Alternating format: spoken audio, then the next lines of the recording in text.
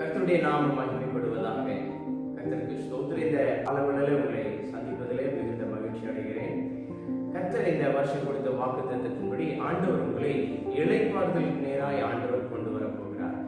கஷ்டத்திலே, நெருக்கத்திலே, துக்கத்திலே, பாடு உபத்திரவங்களிலே இருந்த உங்களை ஆண்டவர் திருப்பி கொண்டு வருவேன் என்று சொல்லுகிற தேவன் 31ஆம் அதிகாரம் எரேமியா 2ஆம் வசனத்தில் வாசிக்கிறபடி கர்த்தர் உங்களை இளைப்பாறுதலுக்கு நேராய் கர்த்தர் திருப்பி கொண்டு வர போகிறார். ஆண்டவர் உங்களுக்கு கொடுக்கிற நம்பிக்கையின் செய்தியாகும்.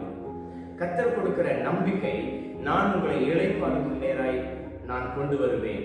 எத்தனையோ கஷ்டங்களிலே, தோல்வியிலே, பயத்துல, வாழ்க்கையில எனக்கு யாரும் இல்லையே, நான் ஒண்டியா இருந்து தனியா இருந்து கஷ்டப்படுகிறேனே என்று ஏங்கிக் கொண்டிருக்கிற கஷ்டத்துல வருத்தத்துல இருக்கிற மக்களுக்கு ஆண்டவர் கொடுக்கிற வார்த்தை இந்த காலவெளியில, ஆண்டவர் உங்களுக்கு நான் இளைப்பாறுதலை தருவேன் என்று கர்த்தர் வாக்கு பண்ணுகிறார். ஆகவே கர்த்தர் உங்களுக்கு கொடுக்கிற இளைப்பாறுதலை நீங்கள் பெற்றுக்கொள்ளும்படி இன்றைக்கு நீங்கள் ஆயத்தமாகுங்கள். வருத்தப்பட்டு பாரம் சுமக்கிறவர்களே, நான் உங்களுக்கு இளைப்பாறுதலை தருவேன் என்று கர்த்தர் வாக்கு பண்ணிருக்கிறார். களைத்திருக்கிறவங்களை, இளைத்திருக்கிறவங்களை, சோர்ந்து இருக்கிறவங்களை, விடாய்த்திருக்கிறவங்களை ஆண்டவர் அவருடைய இளைப்பாறுதலை தந்து அவருடைய ஆசீர்வாதங்களை நீங்கள் பெற்று இந்த தேசத்துல கர்த்தருக்கு மகிமையான சாட்சிகளாக இருக்க ஆண்டவர் உங்களை அழைக்கிறார்.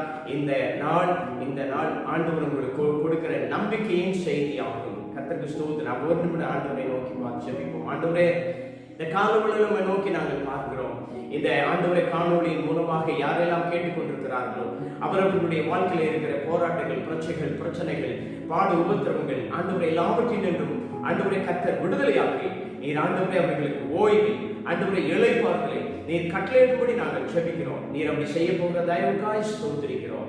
இயேசுவின் நாமத்தில் பிதாவே.